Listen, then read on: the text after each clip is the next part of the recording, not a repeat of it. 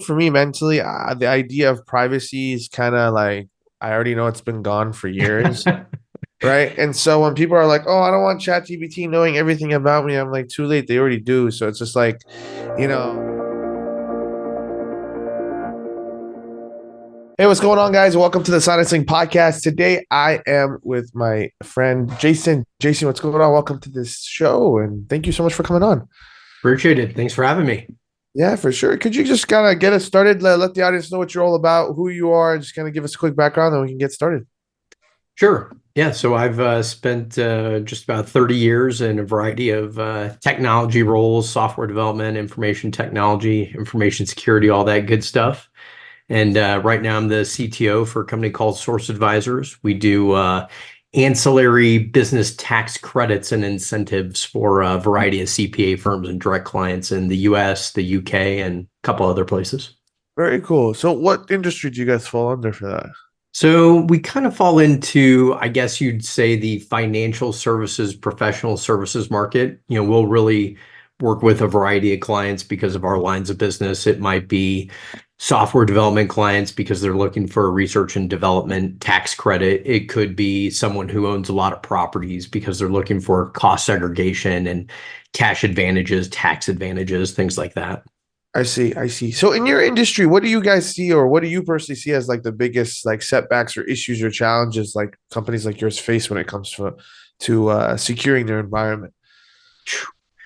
Well, man, there's a lot of them out there. There's a lot of malicious actors that are trying to do all sorts of crazy stuff. Um, I'd say for us, because we're in the professional services space and we have such a one-to-one relationship with our clients and our CPA firms, and it's not, our clients are going to a website and buying some service and they're never interacting with people. We get a variety of social engineering attacks, malicious attacks around that nature, a lot of attempts to try to change accounts and phishing attempts, those sorts of things. So we deal a lot with those. I see. Okay. And then like, so what kind of like measures do you recommend companies like yours need to have? Are you guys fully remote? So yeah, that's a good question. We for the most part, we're fully remote. We do have a corporate office in Fort Worth, Dallas, and we have probably 25 to 30 people of our 300 people that go into the office, and we have a few in that area. But for the most part, we're fully remote 100% of the year. Very cool. So what kind of strategies do you guys use that you'd say are like unique or different than most companies just because of your remote infrastructure? Uh, One of the big, I think, takeaways that we've had over the last 12 to 18 months that has really improved our cybersecurity posture for our end users is, I'd say, a boutique level of IT service for our people. So, we do the usual stuff, right? AV, anti-malware, spam filtering, all that sort of stuff. And we're working with a variety of vendors. None of that is, I think, new to any companies out there, but that boutique service, we've really trained up our internal team and trained up our users to be very interactive, right? So, although, our IT team and our information security team are only about a half dozen people across the 300 total end users, everyone knows people by first name. We do a variety of trainings, but we really focus on asking questions, encouraging people. Like, if you're not sure, just ask questions. Don't think of it as I'm going to submit a ticket and then I'm just going to click on a bunch of stuff. We really work with a lot of our end users to make sure that they're very knowledgeable about what's going on and that they feel very comfortable to speak to our IT people and bounce ideas and kind of bounce questions off of them.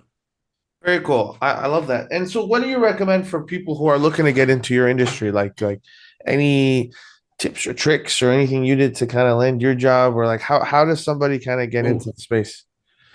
Uh, I'd say at the CTO level, at the CIO level, a lot of it is about team development, but certainly a breadth of knowledge across different departments. I think any small or medium business, that's what they're looking for, is they're looking for their strategic leaders to maybe not be able to go deep in every subject. I certainly can't go deep in every subject now. I'm not 25 anymore, and I can't stay up for 20 hours a day doing all that fun stuff. But I think anyone who's looking to really elevate into that strategic leadership position, they really have to at some point have a conversation with themselves about, hey, you're not going to be, if you're a coder, right? You're not going to be coding 12 hours a day. If you're in IT, you're not going to be working on servers and working in the system admin environment, 80, 90% of your day. Instead, you really need to build up that skill set that allows you to lift your team members up and work with them. I actually had a conversation with someone just the other day, and they were making a comment of, on a variety of the calls, you typically stay pretty quiet until the end. And yeah, I tend to stay quiet unless it's something I have to speak up about, because I'm looking for the people that are on my team to, have a voice, to be able to speak up and to have that opportunity, right? I've already had that opportunity to solve a tactical challenge. I'm looking for them to develop their skill set to do that. I love it. I love it. So from how, emerging technologies such as AI, how do you kind of see that being leveraged in your guys' industry? Well, I'd say AI is being leveraged in every industry because it's everybody and their mother as a chatbot, right? And so, now everybody is some service powered by AI. I think we're going to see a plateau of that. Companies are really going to differentiate themselves by taking ChatGPT, excuse me, Gemini, those different items, and thinking about second and third order use cases. For us, we do a lot of manual work. We do a lot of calculations. We do a lot of interviewing. We do a lot of interaction. And so we're trying to work on ideas that really kind of fall into that scope, right? So that really allow our end users to do more than, hey, check the grammar and spelling in my email. That sort of stuff has come and gone. And now really it's about, okay, how do we differentiate ourselves? And it's tough because, we do a lot of work with the IRS. We do a lot of work with the government. They change, they release guidelines every couple of weeks. And so things are always changing. It's a very dynamic environment. So how do you keep up with that? Good people. I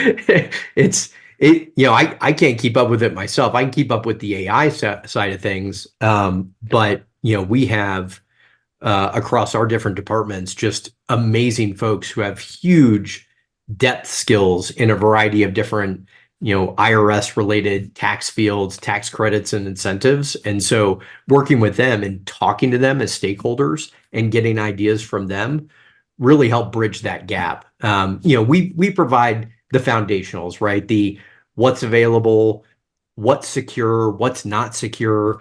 I think that's one of the biggest areas in AI that people are missing out on right now is security. Everybody, wants to use AI. Very few people know about the variety of different types of AI attacks, machine learning attacks, all those. And so you're seeing these huge data exfiltrations from companies because of stuff like that. I see. I see. Yeah, no, I mean it's such a I like AI. I use it a lot. I mean, Yeah. What do you find, like for your business, what are you finding is the best use case for you all, or where are you seeing the most lift? so I'm obviously in the business development aspect of it for my business. I mean, market research is so much easier done now. It's like, and I could put like data in. So like I could be like, hey, here's my list of like Facebook leads. I want you to assess this and tell me what commonalities do you see in everybody that's opting in.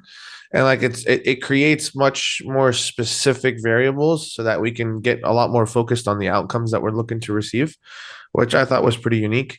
I'm more, I know I'm like, security. I think for me mentally, the idea of privacy is kind of like, I already know it's been gone for years. Right. And so when people are like, oh, I don't want ChatGPT knowing everything about me, I'm like, too late. They already do. So it's just like, I just kind of, I feed it. I don't care. I just tell Yeah. it everything. And You feel so, like that battle's already lost? yeah, we'll wait long ago. Yeah. Yeah, I think right now we're in a more like, hey, be proactive and make sure your data isn't like safeguarded from people using it. So for example, like on my social security, I have a freeze. So if somebody tries to go pull my social or tries to go rent at least a car or something, they're gonna double verify. They're gonna ask for a social or an ID, or they need a physical presence of the individual being there.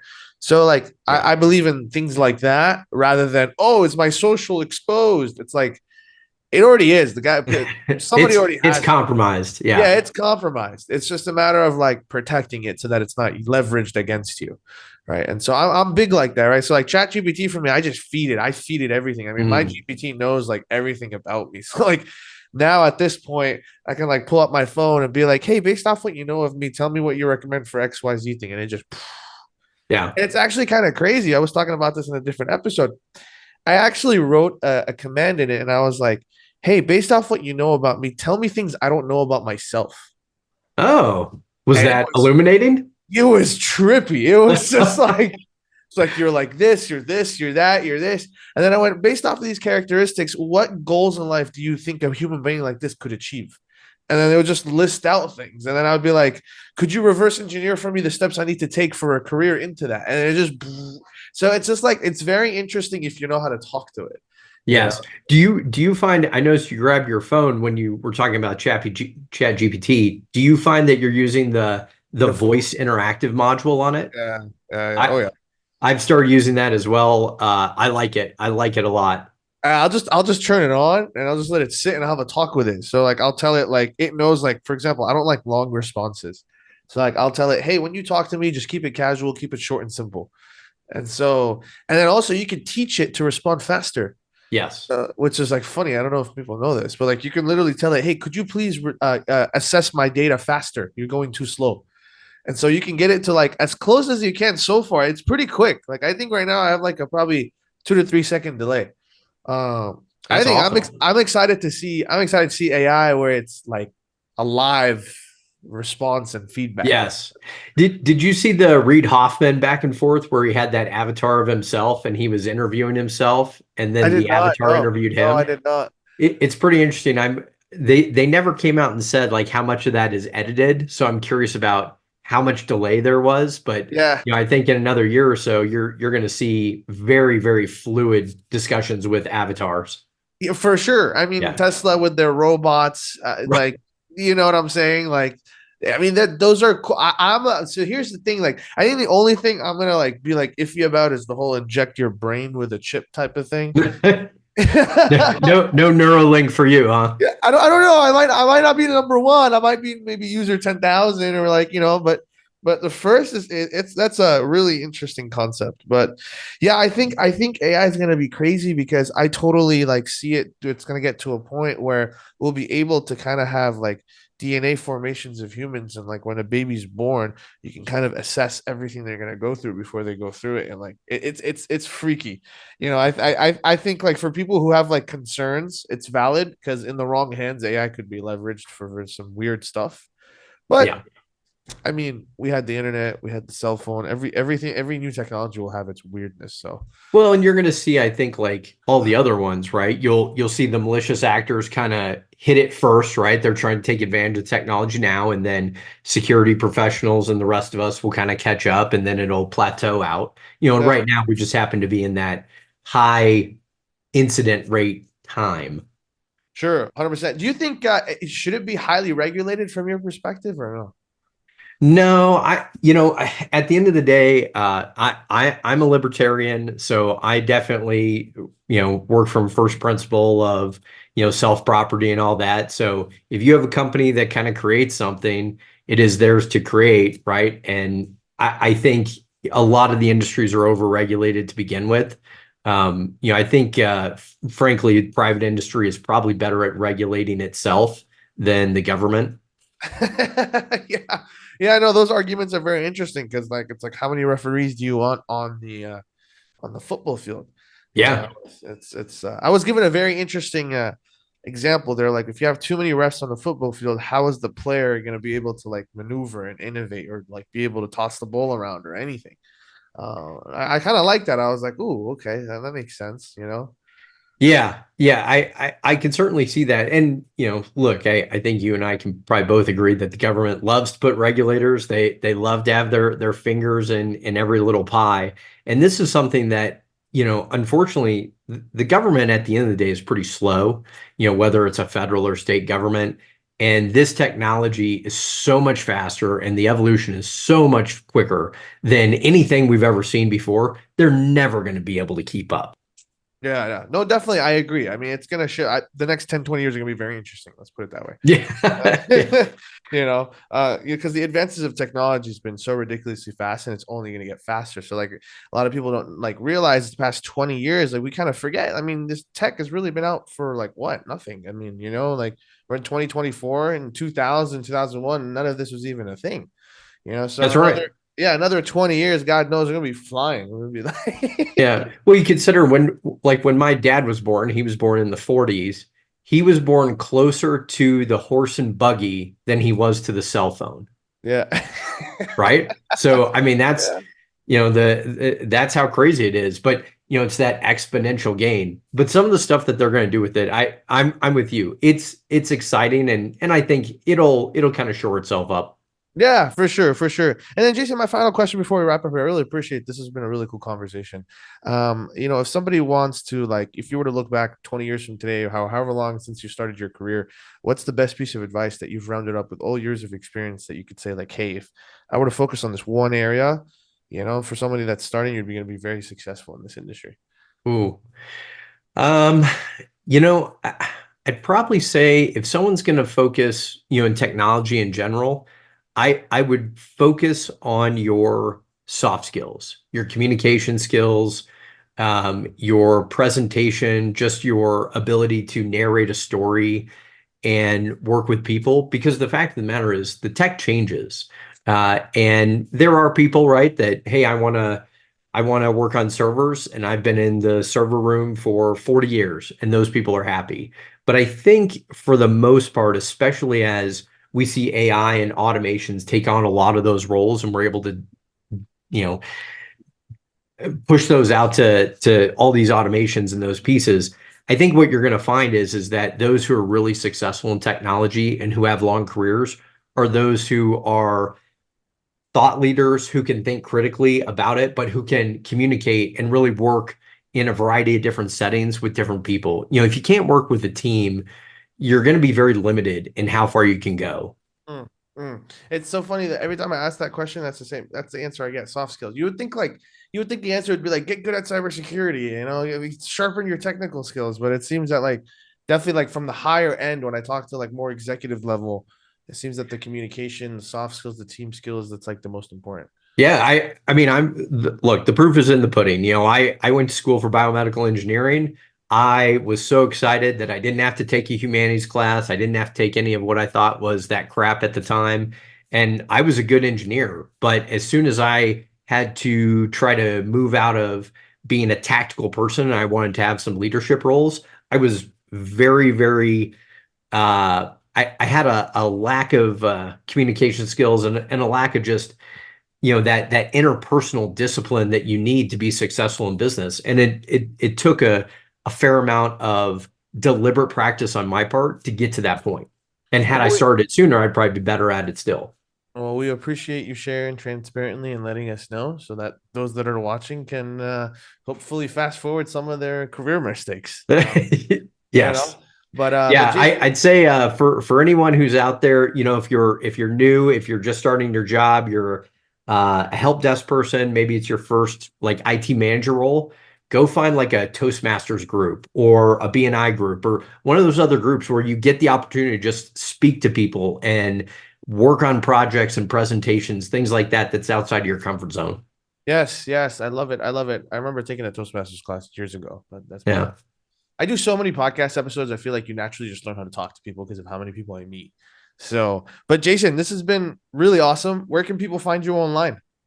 Yeah, so I'm on LinkedIn and Twitter or X, I guess, quite a bit. And I speak a lot on information security, AI, business, those areas.